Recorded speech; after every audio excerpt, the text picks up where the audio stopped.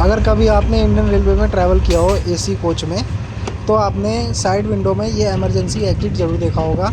ये किस काम आता है? ये आपातकालीन स्थिति में काम आता है। कभी मान लीजिए कभी ट्रेन में हादसा हो, तो इस सिचुएशन में इस साइड विंडो से हम एग्जिट कर सकते हैं ईज़िली। इसके लिए हमें हैंडल के ऊपर लगे हुए रबड़ को सबसे पहले निकालना होगा। रबड़ को निकालने के बाद हैंडल को पुल डाउन करना है नीचे की तरफ।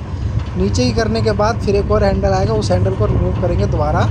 रिमूव करते ही साइड विंडो अपने आप ही बाहर आ जाएगी पूरी। इसको साइड में रख के आप आराम से इससे एग्जिट कर सकते हैं, ओनली आपातकालीन।